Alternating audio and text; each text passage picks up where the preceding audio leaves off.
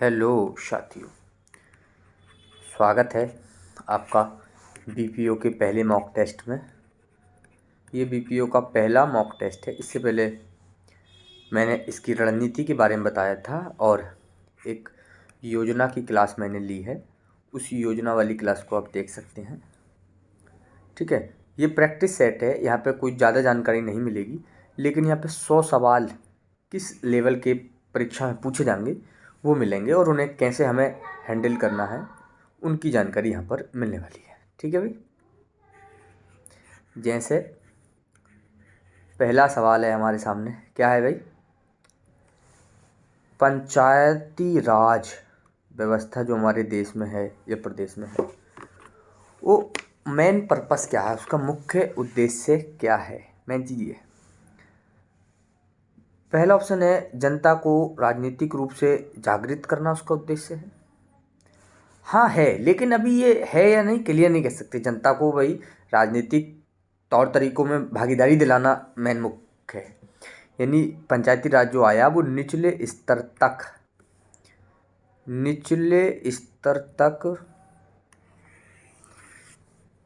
सत्ता का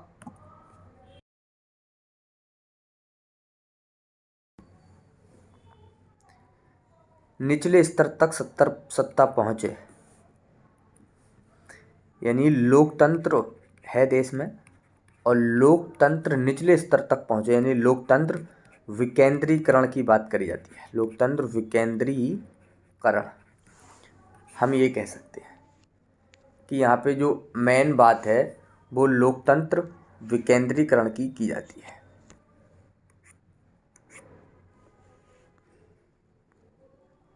एक मिनट रुक जाइए, अब आप डिस्टर्ब नहीं होंगे, मैंने है ना। कुल मिला के जो बात है वो है भाई लोकतंत्र विकेंद्रीकरण के लिए। अब ऐसा कुछ है क्या? रोजगारों का सृजन करना, जनता को विकास मूलक प्रशासन में भागीदारी, मतलब जनता शामिल हो, ऐसी विकास मूलक भागीदारी। कृषि उत्पादन बढ़ावा करना, नहीं। उत्तर हो जाएगा भाई हमारा सी, यानी जनता उस लोकतंत्र में हिस्सा ले जो निचले स्तर की जनता है। यानी कि हम सीधा सीधा कह सकते हैं लोकतंत्र विकेंद्रीकरण एक मुख्य उद्देश्य है पंचायती राज व्यवस्था का। ठीक है भाई, और जिससे जो है जब जनता विकास मूलक प्रशासन में भागीदारी लेगी तो वो सशक्त बनेंगे, है ना। एक पॉइंट ये हो जाएगा। दूसरा पॉइंट क्या है भाई? सवाल क्या है? दूसरा सवाल है हमारा, वह न्यूनतम जनसंख्या कितनी है जिसके नीचे 73वां संविधान संशोधन अधिनियम के उपबंध के अनुसार मध्यवर्ती स्तर पर पंचायत गठित नहीं की जा सकती? हमें पता है, क्या पता अभी? 73वां संविधान संशोधन अधिनियम 1992 है ना। ये क्या कहता है? 3 स्तर कौन कौन से हैं? पहला स्तर ग्राम स्तर है, दूसरा स्तर खंड स्तर है या ब्लॉक लेवल, तीसरा जिला स्तर है। क्या है अभी? जिला स्तर है। अब मेन चीज क्या है यहाँ पर? वह न्यूनतम जनसंख्या कितनी है जिसके नीचे 73वें संविधान संशोधन अधिनियम के उपबंध के अनुसार मध्यवर्ती स्तर यानी कि खंड स्तर पर पंचायत गठित नहीं की जा सकती। यानी 20 लाख, जब जहाँ जनसंख्या 20 लाख प्लस हो जाती है तब खंड स्तर बनता है, यानी ब्लॉक बनते हैं। अब किसके नीचे गठित नहीं की सकती, यानी 20 लाख से कम वाले पे गठित नहीं की जा सकती। उत्तर 20, यही उत्तर होगा ना भाई। 20 लाख से कम अगर जनसंख्या है तो वहाँ पर खंड स्तर की समितियों को गठित नहीं किया जा सकता, जिसे हम पंचायत समिति कहते हैं। ग्राम स्तर पर ग्राम पंचायत, खंड स्तर पर पंचायत समिति, जिला स्तर पर है ना जिला पंचायत, जिला स्तर पर जिला समिति। तो ये चीज़ है। अब तीसरा सवाल क्या है अभी हमारा? जैसे सवाल क्या है भाई, तीसरा वाला सवाल है हमारा, संविधान के किस भाग में तीनों सोपानों को बनाने की परिकल्पना की गई है। तीनों सोपान मतलब जो गांधी जी के सपने थे। त्रिस्तरीय पंचायती राज व्यवस्था की बात कहाँ करी गई, मेन चीज़ ये है। त्रिस्तरीय पंचायती राज व्यवस्था की बात कहाँ करी गई है, संविधान के किस भाग में है, मेन चीज़ ये है भाई। तो किस भाग में है भाई, भाग 9 में है ना, है नहीं। तो ऑप्शन ए सवाल का उत्तर होगा। ग्राम स्तर, मध्यवर्ती स्तर और जिला स्तर पर पंचायतों का गठन होता है, यही 3 सोपान है। ठीक है, अब नेक्स्ट क्वेश्चन क्या है भाई,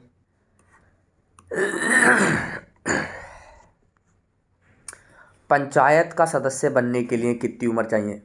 2 क्वेश्चन तुमको भ्रमित करेंगे, एक 18 साल उम्र, एक 21 साल उम्र। जब बात आए ग्राम सभा की कि ग्राम सभा का सदस्य बनने के लिए कितनी एज चाहिए। ग्राम सभा का सदस्य मतलब जब तुम्हारा वोटर लिस्ट में नाम हो जाए तब, यानी 18 साल। ग्राम सभा का सदस्य बनने के लिए 18 साल। और पंचायत समिति का सदस्य बनने के लिए भाई न्यूनतम आयु कितनी चाहिए, 21 साल। ठीक है भाई। उसके बाद नेक्स्ट क्वेश्चन क्या है भाई,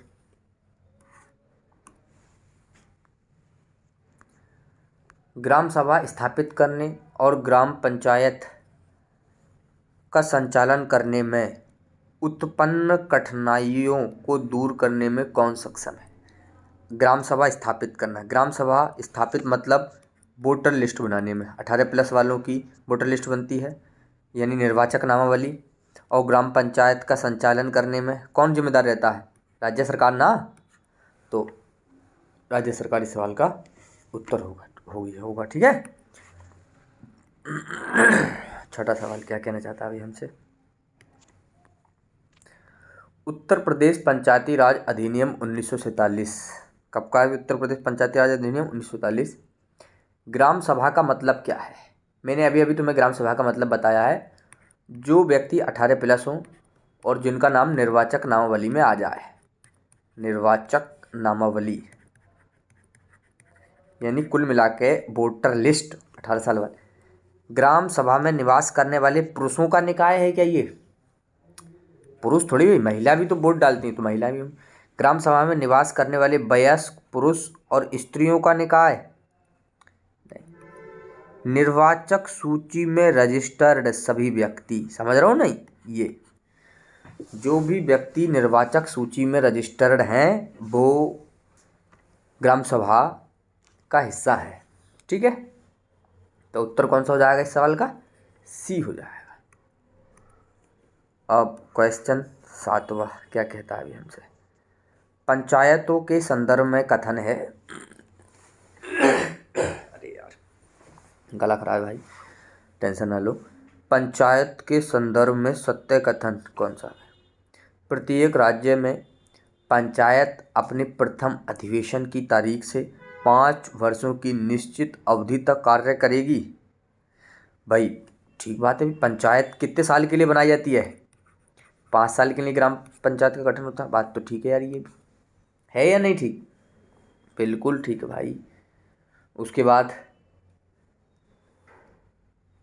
5 वर्ष की अवधि की समाप्ति से पूर्व ही नए निर्वाचन करा लिया जाएगा।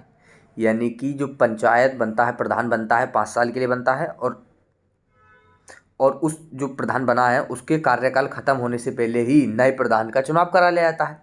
यही बात है ना, दोनों बातें ठीक हैं। इसी कंडीशन में विधि द्वारा विहित प्रक्रिया के द्वारा, यानी ऐसा जो विधि में लिख रहा हो उस प्रक्रिया के द्वारा इन्हें 5 वर्ष की अवधि से पहले भी विघटित किया जा सकता है। बिल्कुल करा सकता है भाई, कई कारण हो सकते हैं कि पंचायत को विघटित किया जाए, ये विधि द्वारा प्रक्रिया होगी। ठीक है, यानी ऑप्शन डी सभी बातें यहाँ पे ठीक है। 8वां सवाल क्या है भाई, वर्ष 1977 में जनता पार्टी की सरकार द्वारा पंचायती राज की कार्य प्रणाली के अध्ययन हेतु किस समिति का गठन किया गया था? ऑप्शन मैं आपको देता हूँ भाई कि किस समिति का गठन किया गया था जनता पार्टी सरकार के द्वारा। बलवंत राय मेहता समिति, बलवंत राय मेहता समिति का गठन किया गया था। बी ऑप्शन है अशोक मेहता समिति का गठन किया गया था। अशोक मेहता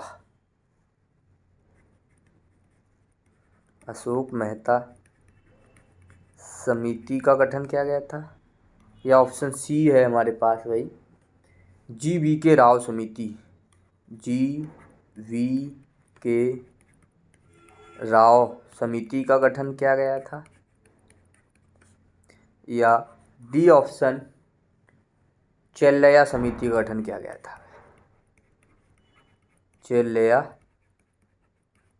समिति का गठन किया, यानी किस समिति का गठन किया गया था 1970 में जनता पार्टी के द्वारा पंचायती राज कार्य प्रणाली की अध्ययन या उसकी समीक्षा के लिए, उसकी जांच के लिए? तो किस समिति का गठन किया गया था भाई? मेन सवाल ये है। तो वो समिति हो जाएगी भाई अशोक मेहता समिति। इसने 2 स्तर पंचायत व्यवस्था का मामला सामने रखा भी, यानी द्विस्तरीय 2 स्तर पंचायती राज व्यवस्था की बात इसने कही थी। ऐसा कई बार सवाल पूछता है। जबकि बलवंत राय मेहता समिति ने त्रिस्तरीय बात करेगी और इसी की बात अब मानी भी गई है ना। ठीक है, 8वां सवाल हो गया। उसके बाद अगला सवाल क्या है भाई? 9वां सवाल, स्थानीय शासन का जनक किसे कहते हैं भाई? अगला सवाल है स्थानीय शासन का जनक किसे कहा जाता है? तो किसे कहा जाता है भाई स्थानीय शासन का जनक? ये कहा जाता है लॉर्ड रिपन को। अब क्यों कहा जाता है? क्योंकि सर्वप्रथम भारत में स्थानीय स्वशासन की जो नींव रखी थी वो लॉर्ड रिपन ने 1882 में रखी थी, है ना। इसलिए इसे स्थानीय शासन का जनक कहा जाता है। ठीक है भाई। 10वां सवाल क्या कहता है? अगर गांव नष्ट हो जाएंगे तो भारत भी नष्ट हो जाएगा, ये कथन किसका है भाई? अगर गांव नष्ट हो गए समझ लो भारत भी नष्ट हो जाएगा, क्योंकि भारत कहाँ बसता है? गांव में ही भारत बसता है। ये कथन महात्मा गांधी का है। ये क्योंकि अगर देखें तो लगभग 70% जनसंख्या देश की अभी भी गांव में निवास करती है, तो ये इसीलिए कथन है। ठीक है भाई। 2011 की अभी 2023 की जनगणना यानी जो होनी थी वो 21 वाली जनगणना अभी नहीं हुई है, तो इसलिए अभी काम 2011 की जनगणना से ही चलाना पड़ेगा। तो 2011 की जनगणना के अनुसार भारत में गाँवों की कुल संख्या कितनी? ये फैक्ट सवाल है, ऐसे सवाल पूछे नहीं जाते हैं, लेकिन फिर भी जब आ ही गया तो करने में क्या हर्ज है। तो लगभग 6,40,000 यानी 6.5 लाख गांव हैं भारत में। नेक्स्ट क्वेश्चन क्या है भाई? निम्नलिखित में से सही है, कौन सा सही है ये पूछा अभी हमसे। निम्नलिखित में से कौन सा सही है? निम्नलिखित में कौन सा सही है ये पूछ ले। पंचायती राज व्यवस्था सामाजिक, राजनीतिक, आर्थिक न्याय, समानता, वास्तविक लोकतंत्र की भावना स्थापित करने की दिशा में एक सराहनीय कदम है। क्या बात कहते हो भाई? जो पंचायती राज व्यवस्था लागू करी गई है, क्या मतलब है इसका? ये सामाजिक, राजनीतिक, आर्थिक न्याय के लिए, समानता, वास्तविक और लोकतंत्र की भावना मेन चीज़, यानी मैंने बताई ना पंचायती राज क्यों स्थापित किया गया है। लोकतंत्र विकेंद्रीकरण के लिए भी एक सराहनीय कदम है। बिल्कुल बात सही है, कोई दिक्कत नहीं इसमें। पंचायती राज व्यवस्था जो है वो प्रत्यक्ष रूप से चुनाव में मतदान करके एवं चुनाव में सक्रिय रूप से भाग लेकर अपना योगदान देती है। बिल्कुल भाई, ये तो प्रत्यक्ष रहता है ना, तो बिल्कुल यानी ऑप्शन सी इस सवाल का सही उत्तर होगा। 13वां सवाल देख लेते हैं क्या कहता है। किसी पंचायत के सबसे छोटे निर्वाचन क्षेत्र को किस नाम से जाना जाता है? किसी पंचायत का सबसे छोटा निर्वाचन क्षेत्र होता है, उसे किस नाम से जाना जाता है? तो उसे कहते हैं वार्ड। भाई पंचायत को वार्डों में बांट दिया जाता है ना। एक पंचायत में कई वार्ड होते हैं, वार्ड संख्या 9, 8 यानी 1 से लेके कई तक 12, 13 कितने वार्ड हो, मतलब उसे छोटे छोटे खंडों में बांट दिया जाता है। उसे हम कहते हैं वार्ड कहते हैं भाई।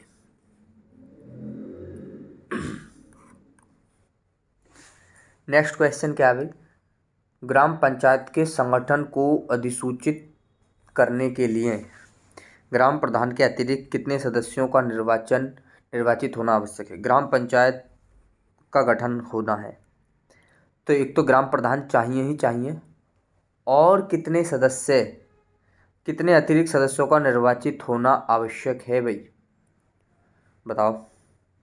बढ़िया सवाल है, एकदम बढ़िया। तो 2/3 सदस्य, कितने भाई? 2/3 सदस्य का निर्वाचित होना आवश्यक होता है।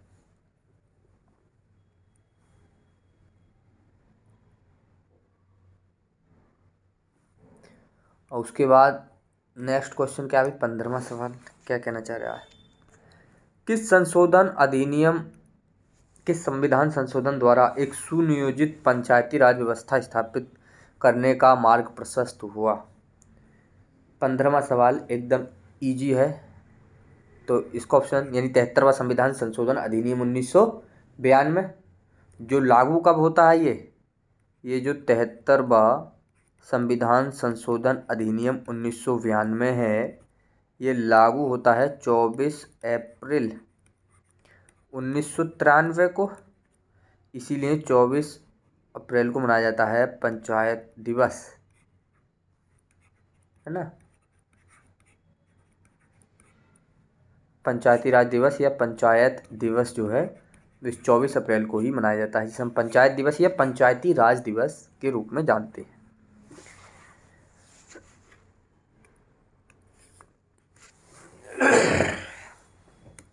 उसके बाद नेक्स्ट क्वेश्चन क्या है? पंचायत चुनाव संपन्न कराने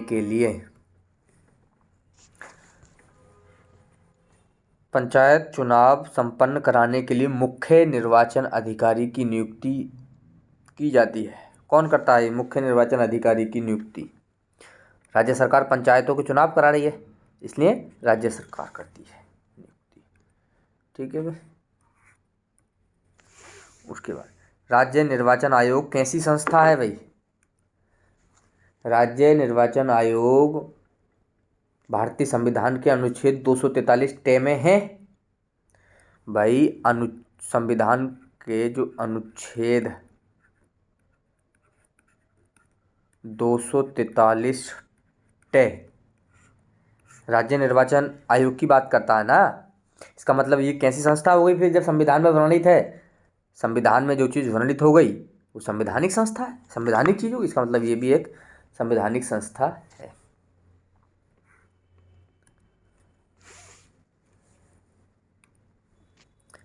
किसी पंचायत की अवधि की समाप्ति से पहले ही पंचायत के विघटन पर गठित पंचायत की अवधि क्या रहती है भाई? शेष अवधि के लिए, 6 माह के लिए, अगले 5 वर्ष के लिए? मेन सवाल ये है। तो जो शेष अवधि बच जाती है उसके लिए, मान लो अगर शेष अवधि बचती, अगर वो अवधि शेष अवधि के लिए रहती है जब अवधि 6 माह से ज़्यादा हो तब।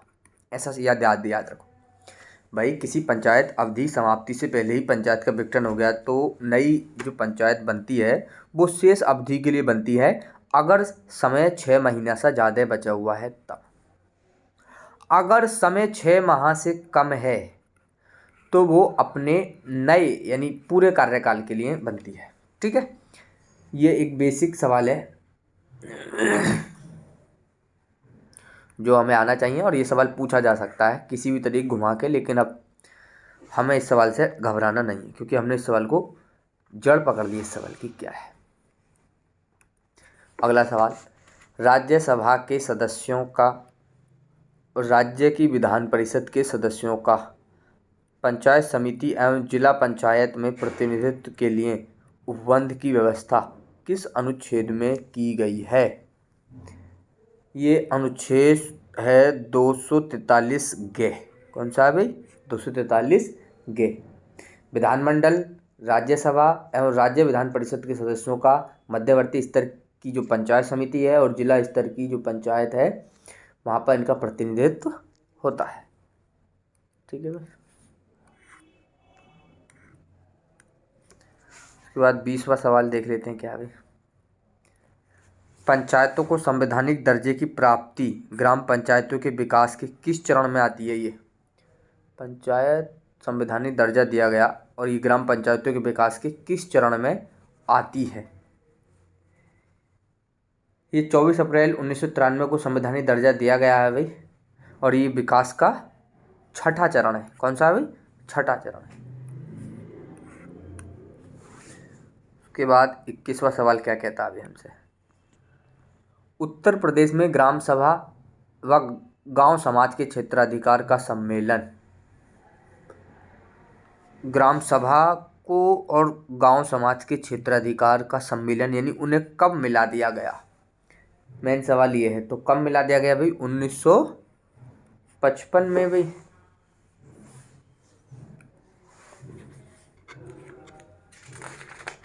बाईसवां सवाल क्या कहता है अभी हमसे। हाँ, किस वर्ष नरेगा, इस पे थोड़ा बढ़िया योजना का सवाल है भाई।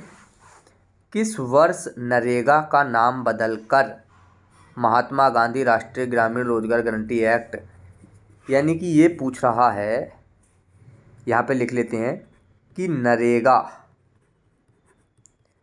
कब मनरेगा हो गया बस।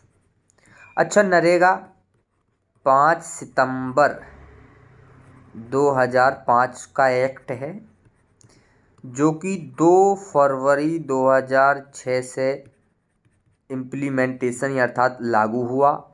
नरेगा से मनरेगा नाम इसका महात्मा गांधी जी की जयंती यानी 2 अक्टूबर सन 2009 को पड़ गया। इसमें 100 दिन का रोजगार की गारंटी है। 220 रुपया दहाड़ी चलती है। इसमें 100 दिन का, एक वित्तीय वर्ष में 100 दिन का रोजगार मिलेगा।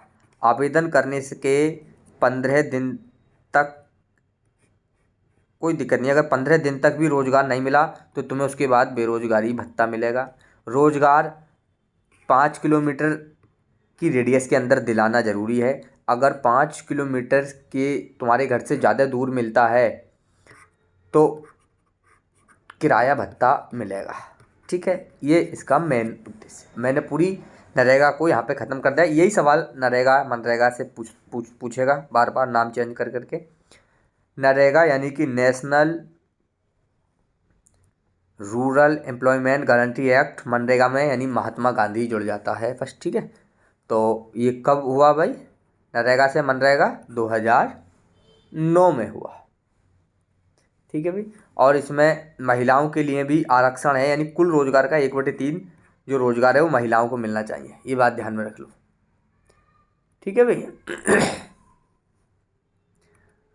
22वां हो गया। उसके बाद 23वां सवाल क्या कहता है अभी हमसे।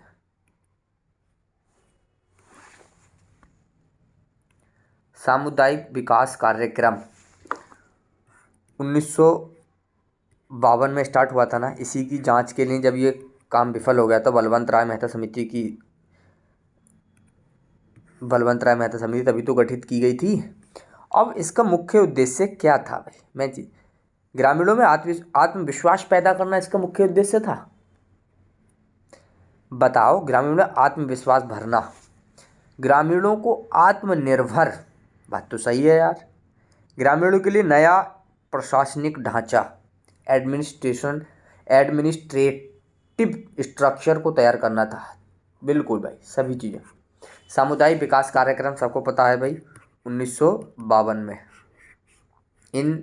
और ये सामुदायिक विकास कार्यक्रम पूर्णतः विफल रहा था। इसी की जांच करने के लिए बलवंत राय मेहता समिति गठित की गई थी, जिसने त्रिस्तरीय पंचायती राज व्यवस्था की मांग करी थी। 23वां सवाल हो गया। उसके बाद हम देखते हैं 24वां सवाल क्या कहता है। संघ द्वारा उद्ग्रहित किए जाने वाले किंतु राज्यों द्वारा संग्रहित और विनियोजित किए जाने वाले शुल्क का उपबंध भारतीय संविधान के किस अनुच्छेद में है?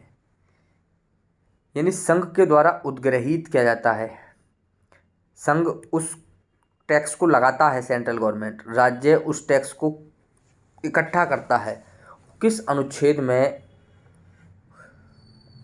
उस शुल्क का उपबंध भारतीय संविधान के किस अनुच्छेद में किया गया है? तो अनुच्छेद 268 के अंतर्गत ऐसे स्टाम्प शुल्क जो संघ सूची में वर्णित हैं भारत सरकार द्वारा उद्ग्रहित किए जाएंगे, किंतु उन दिशाओं में जिसमें ऐसे शुल्क संघ राज्य क्षेत्र के भीतर हैं। ठीक है, 24वां हो गया। उसके बाद 25वां प्रश्न क्या कहता है हमसे, ये देख लेते हैं। ग्राम पंचायत की अनुमानित प्राप्तियों और व्यय का विवरण। ग्राम पंचायत की जो भी अनुमानित प्राप्तियां हैं और जो व्यय है उसका विवरण उसकी बैठक में किस प्रकार के बहुमत से पारित किया जाता है? ग्राम पंचायत लेवल पर बात चल रही है, तो ये बिल्कुल साधारण बहुमत का काम है। ठीक है भाई। नेक्स्ट क्वेश्चन है, पुराना क्वेश्चन है ये केंद्र का 2017-18 का सर्वेक्षण है, इसलिए इस सवाल को हम लोग छोड़ेंगे। ठीक है, कुछ नया सवाल होता तब हम लोग इस सवाल को करते हैं। नेक्स्ट क्या है भाई, हम देख लेते हैं जरा क्या है नेक्स्ट। हाँ, जन्म मृत्यु रजिस्ट्रीकरण अधिनियम 1969 के अनुसार प्रपत्र संख्या 6 का संबंध किससे है? तो इसका संबंध है भाई, मृत्यु प्रमाण पत्र जो बनता है वो जन्म मृत्यु रजिस्ट्रीकरण अधिनियम 1969 के अनुसार प्रपत्र संख्या 6 है। ठीक है, वो मृत्यु प्रमाण पत्र है। 28वां सवाल क्या है, जन्म एवं मृत्यु पंजीकरण अधिनियम 1969, उसी की सेम सवाल है। कोई भी चिकित्सा व्यवसायी जो धारा 10(3) के अधीन मृत्यु के कारण का प्रमाण पत्र देने से इनकार करेगा, यानी मृत्यु का क्या कारण रहा, उसे कितना जुर्माना लगाया जाएगा? तो उसे कितना जुर्माना लगाया जा सकता है भाई? 50 रुपया तक का जुर्माना उसको लगाया जा सकता है, इस बात का ध्यान रखना है। ठीक है भाई। उसके बाद नेक्स्ट 29वां सवाल क्या है यहाँ जी। 29वां सवाल है कि जन्म पंजीकरण के समय बच्चे का भार लिखा जाना चाहिए किसमें, किलोग्राम में और दशमलव के 1 स्थान तक, दशमलव के 2 स्थानों तक, 3 स्थानों तक, या दशमलव ना रहे तब भी कोई दिक्कत नहीं है, केवल किलोग्राम में हम लोग लिख दें भार को। तो दशमलव के 1 स्थान तक जन्म पंजीकरण में बच्चे का भार लिखा जाना चाहिए। ठीक है भाई। उसके बाद हम लोग नेक्स्ट क्वेश्चन पर आ जाते हैं जरा। नेक्स्ट क्वेश्चन है भाई हमारा 30वां। भारत के महारजिस्ट्रार की नियुक्ति किसके द्वारा की जाती है? भारत का महारजिस्ट्रार है तो राज्य सरकारें करेंगी या स्थानीय सरकार, कौन करेंगी भाई? भारत का है ना तो राज्य सरकार है ना ही स्थानीय सरकार है, वो खुद केंद्र सरकार करेगी। ठीक है, इसलिए 30 का उत्तर बी हो जाएगा। ई चौपाल कब से शुरू की गई? तो ई चौपाल सन 2000 में शुरू करी गई, लेकिन कब? जून 2000 का ये रही, जून 2000 में ई चौपाल को शुरू किया गया भाई। ई चौपाल का मुख्य उद्देश्य क्या है भाई?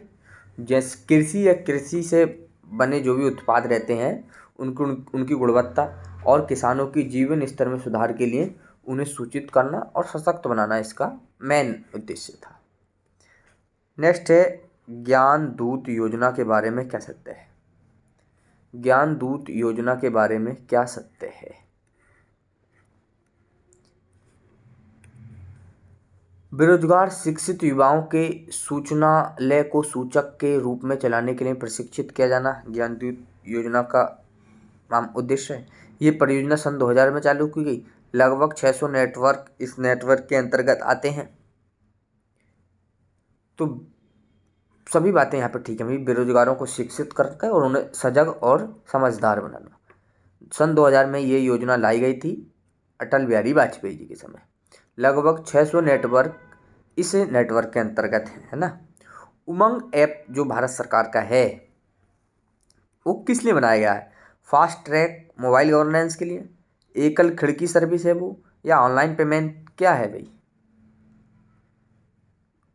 उमंग एक मोबाइल ऐप है, सबको पता है, जिसके माध्यम से सरकार से संपर्क हम लोग बनाते हैं, जिसके माध्यम से सरकार और जनता के बीच में डायरेक्ट जुड़े हुए हैं। इसका मतलब ये मोबाइल गवर्नेंस है ना। फास्ट ट्रैक मोबाइल गवर्नेंस का एक उदाहरण है। नेक्स्ट क्वेश्चन है, प्रधानमंत्री रोजगार सृजन योजना यानी प्रधानमंत्री रोजगार सृजन कब प्रारंभ किया गया? ये कार्यक्रम कब प्रारंभ किया गया? तो 15 अगस्त 2008 को ये रोजगार सृजन कार्यक्रम चलाया गया। देश के ग्रामीण और शहरी क्षेत्रों के लोगों को रोजगार के नए नए अवसर मिले ना। भिन्न भिन्न वर्गों और क्षेत्रों की आवश्यकताओं को ध्यान में रखते हुए सूक्ष्म लघु एवं मध्यम उद्यम मंत्रालय द्वारा ये प्रारंभ करी गई थी ये वाली योजना। ठीक है। उसके बाद 35वां सवाल क्या है भाई? संयुक्त राष्ट्र के सतत विकास लक्ष्यों के अनुरूप किस वर्ष तक हर घर जल उपलब्ध कराने का भारत का दीर्घकालिक लक्ष्य, यानी भारत कब तक चाहता है कि हर घर जल पहुंच जाए? सन 2030 तक हर घर जल, ये भारत का लक्ष्य है सन 2030 तक। ठीक है भाई। उसके बाद नेक्स्ट क्वेश्चन क्या है भाई? निम्नलिखित में से कौन सा सही सुमेलित है, ये देखना है। न्यूनतम आवश्यकता कार्यक्रम ग्राम 1976-77 में चली थी। सुमेलित सही सुमेलित पूछा है। ग्रामीण आवास योजना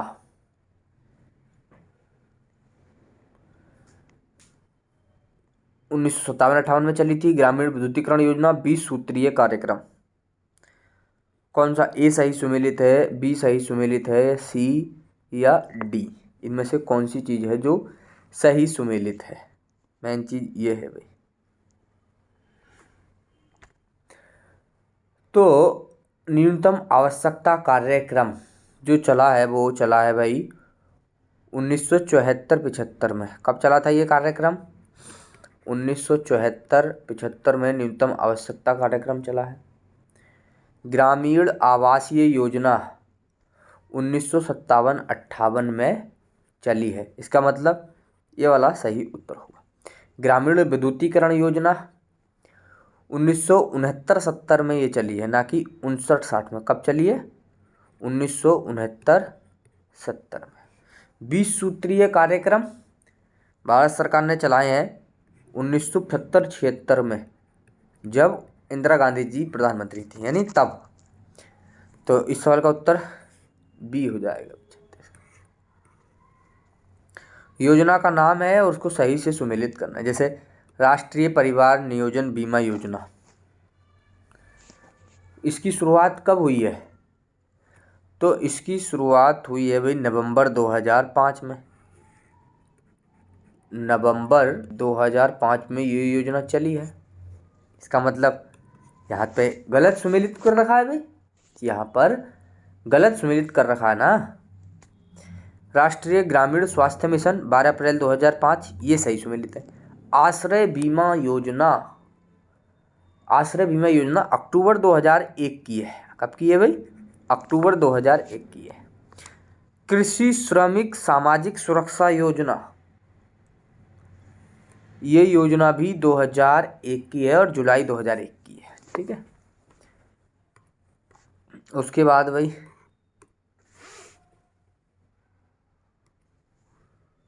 नेक्स्ट क्या है? अब ग्राम पंचायत विकास योजना GPDP, हमारा योजना हमारा विकास, कब लागू हुआ? तो ये लागू हुई भाई 2015-16 में। नेक्स्ट क्वेश्चन जल्दी जल्दी ख़त्म कर लेते हैं। ग्राम पंचायत में VLE, ग्राम पंचायत में VLE, ग्राम पंचायत में VLE का पूरा नाम क्या है भाई?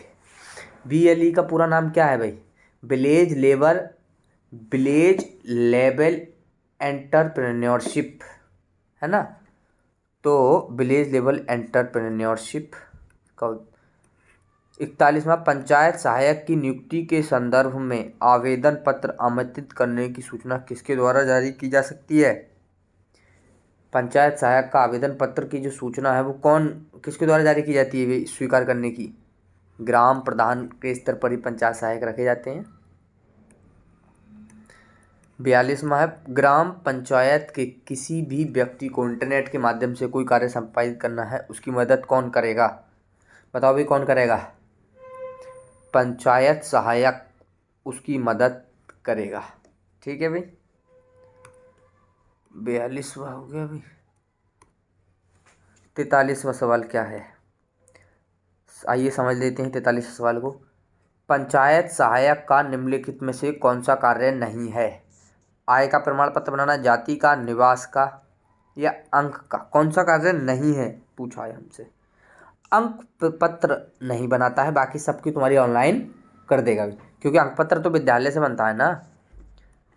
31वां प्रश्न क्या है भाई हमारा, और देख लेते हैं जरा आगे के जो भी प्रश्न हैं। जैसे सवाल है, पंचायत कौशल प्रशिक्षण कार्यक्रमों के नामांकन के लिए किससे अनुरोध किया जा सकता है? पंचायत के कौशल प्रशिक्षण कार्यक्रम चल रहा है, वहाँ नामांकन कराना है, तो हम लोग किससे अनुरोध करेंगे बताओ भाई? पंचायत सचिव से, पंचायत अध्यक्ष से, प्रधान से या सभी से? तो हम लोग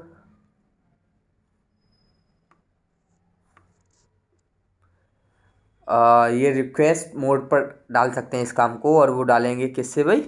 45वें सवाल में अगर देखें तो पंचायत अध्यक्ष, इन सब से रिक्वेस्ट मोड में डाल सकते हैं इस काम को। ठीक है भाई।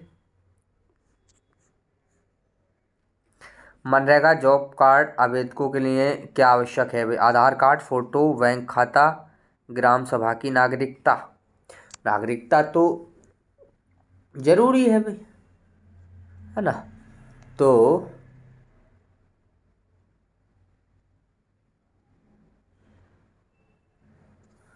ग्राम सभा की नागरिकता के लिए आधार कार्ड, बैंक, फोटो, ग्राम सभा ये सब कुछ जरूरी है वहाँ पर। तो इसलिए कोई ऑप्शन ऐसा ई बना सकते हैं कि इनमें से सभी, है ना, ऐसा कुछ कर सकते हैं। अभी तक भारत के कितने ग्राम पंचायतों द्वारा नागरिक चार्टर को अपनाया गया है? तो कितने भाई? लगभग 2.15 लाख ग्राम पंचायतों के द्वारा, है नहीं। तो 47 का सी हो जाएगा भाई। 48 सवाल है, पर्वतीय क्षेत्रों, मरुभूमि क्षेत्रों तथा जनजातीय क्षेत्रों की कितनी आबादी की बसावट वाले गाँव को प्रधानमंत्री ग्राम सड़क योजना से जोड़ा जाएगा? यानी उनकी जनसंख्या कितनी हो कि वहाँ ये सड़क बनाई जा सकती है। 250 लोग भी अगर रहना है तो उनके लिए प्रधानमंत्री ग्राम सड़क योजना के तहत सड़क को बना दिया जाता है। प्रधानमंत्री ग्रामीण आवास योजना कब लागू हुई? अब लॉन्च होने का सवाल है ना। प्रधानमंत्री ग्रामीण आवास योजना के लॉन्चिंग का सवाल है, तो ये लॉन्च तो कर दिए भाई जून 2015 में, 25 जून 2015 को मोदी जी ने लॉन्च कर दी थी। लागू 1 अप्रैल 2016 से हुई थी। स्वच्छ भारत मिशन सबको पता है भाई, गांधी जी का बर्थडे और 2 अक्टूबर 2014, यानी 50 का सवाल का उत्तर हो जाएगा भाई बी। उसके बाद समाजवादी पेंशन योजना स्थानांतरित कर मुख्यमंत्री पेंशन योजना कब चालू कर दी भाई? और ये किसने करी होगी? समाजवादी सरकार में तो ऐसा हुआ नहीं होगा, और ये हुआ है भाई कब? 1 अप्रैल 2018 में मुख्यमंत्री योगी आदित्यनाथ ने ऐसा किया है। ठीक है भाई। उसके बाद सवाल क्या कहता है अभी हमसे, इंदिरा आवास योजना प्रधानमंत्री आवास योजना से पहले इंदिरा आवास योजना चलती थी। इंदिरा आवास योजना का ही तो नाम प्रधानमंत्री आवास योजना करा। और ये योजना कब चालू हुई? 1985-86 में। भाई यही तो बात है ना। भारत सरकार ने किन योजनाओं का विलय करके 25 सितंबर 2001 को संपूर्ण ग्रामीण रोजगार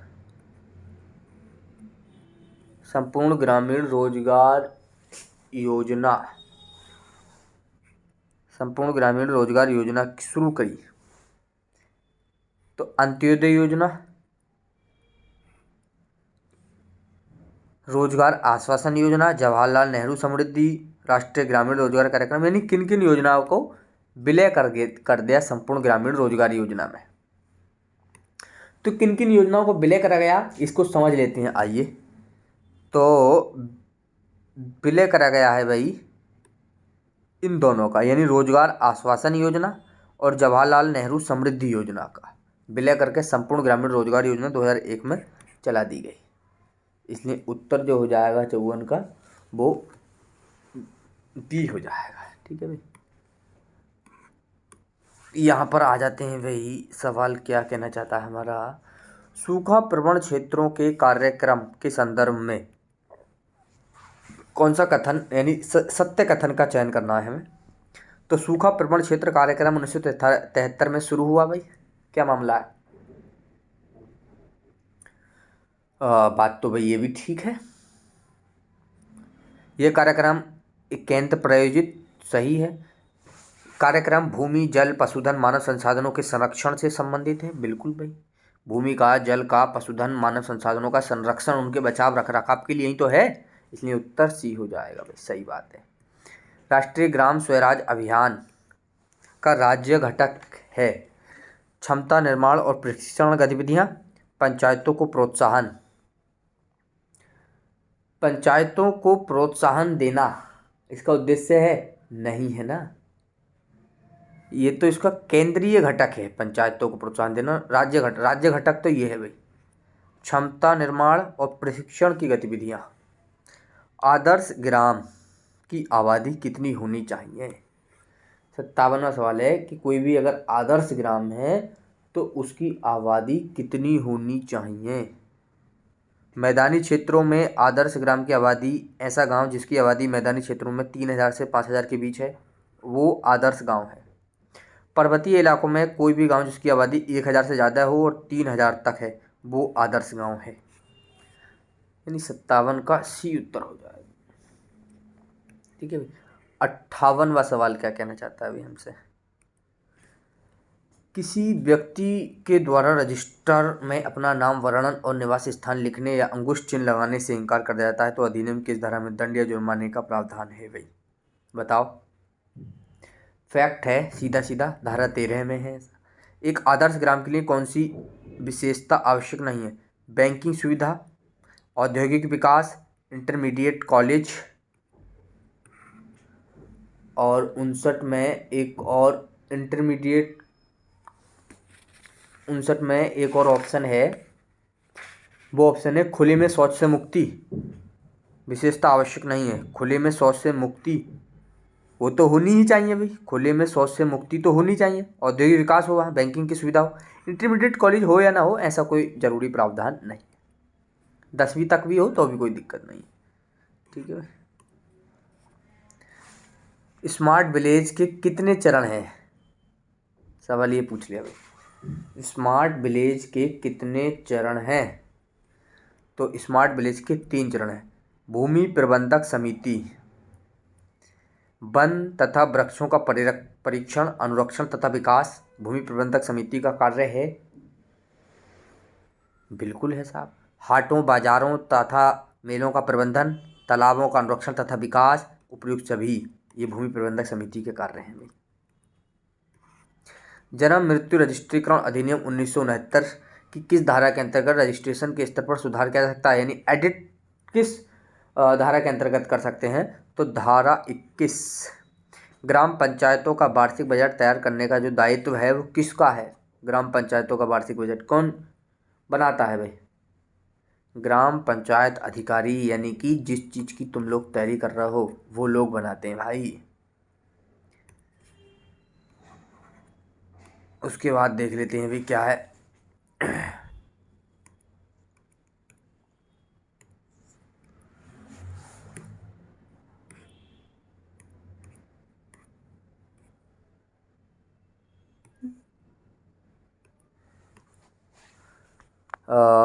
सवाल है, ग्राम पंचायतों के भवनों एवं अन्य परिसंपत्तियों की देखभाल की जिम्मेदारी तथा उन्हें अतिक्रमण से बचाने के लिए कौन जिम्मेदार है? तो गांव में तो पंचायत सेक्रेटरी जिम्मेदार है। ठीक है भाई। ग्राम स्वास्थ्य एवं पोषण दिवस के लाभार्थी कौन कौन है? गर्भवती महिलाएं, 0 से 5 के बच्चे, धात्री माताएं, उपरोक्त सभी। तो उपरोक्त सभी भाई। अब कंप्यूटर के सवाल हैं कुछ। 8 बिट शब्द लंबाई वाले एक माइक्रो प्रोसेसर का बिट डेटा को साथ प्रोसेस कर सकता है। वो कितने बिट डेटा को एक साथ प्रोसेस कर सकता है? तो वो कर सकता है भाई 8 बिट वाले को, क्योंकि वो 8 बिट का इसीलिए है। निम्नलिखित में से कौन सा एक पर्सनल कंप्यूटर का प्रकार नहीं है? Desktop, mainframe, palmtop, laptop. ये कंप्यूटर पर्सनल कंप्यूटर यानी पीसी का प्रकार नहीं है भाई। पीसी का प्रकार कौन सा नहीं है? ये जो मेन फ्रेम कंप्यूटर है, ये साइज है ना, मेन फ्रेम कंप्यूटर ये नहीं है भाई। कंप्यूटर का वर्गीकरण तो पढ़ा ही होगा यार। निम्नलिखित में से किसका मोबाइल सिस्टम में प्रमुख महत्व है भाई? समामेलन का, डेटा सुरक्षा का, लोच का या समर्थन का? तो मोबाइल सिस्टम में प्रमुख महत्व किसका है? डेटा सुरक्षा का है ना भाई। हम लोगों को अपना डेटा को सुरक्षित रखना है, डेटा सिक्योरिटी। आजकल उभर का आया नया सब, तो मेन चीज़ है डेटा सिक्योरिटी। ठीक है। उसके बाद प्रोलोग स्रोत फाइल का एक्सटेंशन। प्रोलोग मतलब प्रोलोग फाइल का एक्सटेंशन क्या होता है भाई? प्रोलोग का होता है PL यानी कि ऑप्शन ए। USB 2.0 तकनीक का रॉ थ्रूपुट क्या है? यानी किस MBPS से वो अपनी डेटा को ट्रांसफ़र कर सकती है? तो किस से भाई? 480 MBPS से। कंप्यूटिंग सेवाएं जैसे डेटा स्टोरेज, सर्वर, इंटरनेट पर डेटाबेस के वितरण को किस रूप में जाना जाता है भाई? कौन सी कंप्यूटिंग कहते हैं हम लोग इसे? तो इस कंप्यूटिंग को हम लोग कहते हैं क्लाउड कंप्यूटिंग। क्लाउड करना, आजकल क्लाउड मतलब स्टोर से है रिलेटेड है। ठीक है भाई। उसके बाद नेक्स्ट देख लेते हैं भाई क्या क्या सवाल हैं। कुछ और सवाल रह गए हैं भाई।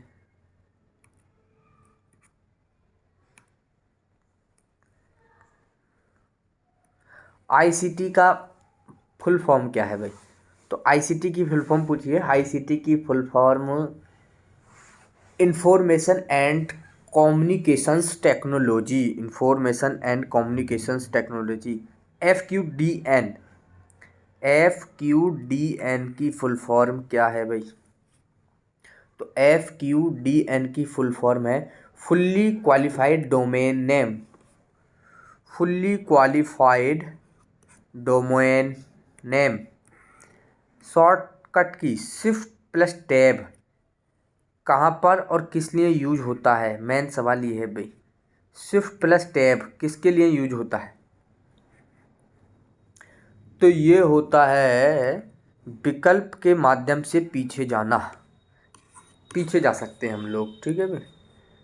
38वां पेज पर क्या क्या सवाल हैं देख लेते हैं। जल्दी जल्दी निपटा रहे हैं हम लोग सवालों को इस समय, क्योंकि बैटरी थोड़ा कम है मेरे फ़ोन में, कभी वो डिस्चार्ज हो जाए तो। और हेडर और फुटर लाने के लिए किस मेनू पर क्लिक करेंगे भी हम लोग?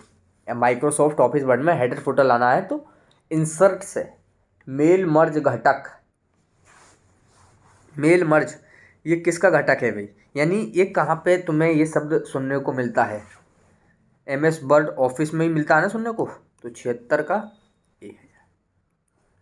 उसके बाद MS एक्सेल 2019 प्रोटेक्टेड वर्कशीट पर निम्नलिखित में किस संचालन की अनुमति नहीं? एक column, format cell, delete the worksheet, एक रो को सम्मिलित करना। यानी क्या चीज़ तुम इसमें एडिट नहीं कर सकते, तो इसमें हम वर्कशीट को डिलीट नहीं कर सकते। ठीक है भाई। 77वां सवाल 39 पेज नंबर पर आ जाते हैं भाई। क्या क्या क्या चल रहा है। निम्नलिखित कौन सी ऑनलाइन भुगतान प्रणाली है। Cash on delivery, cash before demand draft, NEFT. कौन सी है भाई। यही ऑनलाइन भुगतान प्रणाली है भाई। उसके बाद सवाल, पाम ऑपरेटिंग सिस्टम का उदाहरण कौन सा है भाई। पाम ऑपरेटिंग सिस्टम का उदाहरण सिंगल यूजर या सिंगल टास्किंग वाले को पाम। घटक कर्नेल और हार्डवेयर के साथ इंटरैक्ट, यानी ऑपरेटिंग सिस्टम का कौन सा घटक कर्नेल ऑपरेटिंग सिस्टम का हिस्सा होता है, हार्डवेयर के साथ इंटरैक्ट करने के लिए यूजर इंटरफेस प्रदान करता है। Device driver, processor, cell, register. तो कौन देता है भाई, सेल। ठीक है भाई। 40वां, निम्नलिखित में से कौन सी भाषा उत्तर प्रदेश राज्य की दूसरी राजकीय भाषा है। उर्दू है भाई। पहली हिंदी है, दूसरी उर्दू है। उर्दू 1989 में उत्तर प्रदेश की दूसरी राजकीय भाषा है। साक्षर व्यक्तियों का प्रतिशत 1991 से 2001 के बीच में भाई। तो ये कितना रहने वाला है भाई, ये प्रतिशत 16.7। 2011 की जनगणना के अनुसार उत्तर प्रदेश के किस जिले की जनसंख्या सबसे ज़्यादा है। सबको पता हो जाना चाहिए भाई, प्रयागराज की। लखनऊ योजना किससे संबंधित है, मेन चीज़ ये है भाई। तो ये सड़कों से संबंधित है। 85-86 ये सवाल और रह गए अभी। उत्तर प्रदेश में उर्दू को द्वितीय राजकीय भाषा ही बताया देखो 1989 में। उत्तर प्रदेश में कृषि विश्वविद्यालयों की संख्या कितनी है। तो उत्तर प्रदेश में कृषि विश्वविद्यालय है 5। अब लास्ट पेज पर आ जाते हैं जहाँ पर बहुत सारे सवाल होने वाले हैं भाई। क्या क्या सवाल हैं देख लेते हैं ज़रा पहले हाथ तो। निम्नलिखित में से किसकी संख्या उत्तर प्रदेश में सर्वाधिक है। जनजातियों में से कौन सी जनजाति यूपी में सबसे ज़्यादा कौन सी जनजाति है। तो थारू जनजाति है। राष्ट्रीय कवि मैथिली शरण गुप्त का जन्म उत्तर प्रदेश में कहाँ हुआ था भाई। तो इनका जन्म हुआ था झांसी में। उत्तर प्रदेश शासन ने संगीत रत्न पुरस्कार किसकी स्मृति में चालू करा है। संगीत रत्न पुरस्कार किसकी स्मृति में भाई, उस्ताद बिस्मिल्लाह खान की स्मृति में। अवध राज्य जिसे ओध भी कहा जाता है, पर 1722 में 1856 तक मुस्लिम शासकों का शासन रहा है भाई। अवध पर शासन करते समय शासकों ने निम्नलिखित में से कौन सी उपाधि धारण करी। कौन सी उपाधि धारण करी भाई, नवाब बने ना सब लोग। मध्यकाल में उत्तर प्रदेश के किस जनपद को शिक्षा का केंद्र होने के कारण सिराज ए हिंद कहा गया। तो वो हो जाएगा जौनपुर, क्योंकि ये शिक्षा का हब था। उत्तर मध्य रेलवे का मुख्यालय कहाँ है भाई, इलाहाबाद में। ठीक है भाई। और 93वां सवाल ये रहा भाई। 93वां सवाल क्या है, मिलाना है। जैसे नरौरा परमाणु ऊर्जा संयंत्र कहाँ है, यूपी में है। काकरापार परमाणु ऊर्जा संयंत्र कहाँ है भाई। डी, जो डी है वो 1 से मिलना है। डी जो है वो 1 से मिलना है, यानी ये वाला उत्तर और ये वाला उत्तर खत्म हो जाएगा हमारा। राजस्थान में कौन सा है भाई, रावत भाटा ही है ना। तो हमारा जो सवाल है 93वां है, और 93 राजस्थान में रावत भाटा हो जाएगा भाई। तो राजस्थान में रावत भाटा, यानी राजस्थान तीसरे पे है, सी का 3। दैट मीन्स ये सवाल का उत्तर हो जाएगा। ठीक है भाई, यहीं से मिला लेना है। नेक्स्ट क्वेश्चन क्या है भाई। Mahavir jute mills limited Uttar Pradesh का एकमात्र जूट मिल है, और कहाँ है ये है भाई सहजनबा, गोरखपुर के अंदर। उत्तर प्रदेश का निर्यातोन्मुख सॉफ्टवेयर पार्क कहाँ बना है भाई। निर्यात के लिए जो इम्पोर्टेंट पार्क है वो नोएडा और लखनऊ में बने हैं। ठीक है भाई। 96वां सवाल पढ़ लो और इसका उत्तर तुम खुद लगा लो भाई। क्या होगा, सी, और इसका मिलान कर लेना ठीक है खुद ही, और उसे याद कर लो। इम्पोर्टेंट सवाल है ये भी। उत्तर प्रदेश राज्य में परीक्षा बांध किस नदी पर है? तो ये सबको पता रहने वाला, भी बेतवा नदी पर है। उत्तर प्रदेश रानी लक्ष्मीबाई बांध कहाँ है? सबको पता, भी बेतवा नदी पर है ये भी। लंगड़ा आम, लंगड़ा किस्म उत्तर प्रदेश के किस जिले से उद्धृत मानी जाती है भाई? यानी सबसे ज़्यादा बढ़िया किस्म लंगड़ा आम की कहाँ मिलती है हमें? बनारस का लंगड़ा। उस जनपद को चिन्हित कीजिए जिसमें जानवर के लिए पॉलीक्लिनिक नहीं है। तो कहाँ नहीं है भाई? झांसी में नहीं है, ठीक है, झांसी में नहीं है। और इसके लिए यहाँ तक देखा, उसके लिए थैंक्स। मिलते हैं नेक्स्ट टेस्ट सेशन के अंतर्गत और कुछ योजनाओं के साथ। आप लग जाइए मेरे साथ। धन्यवाद।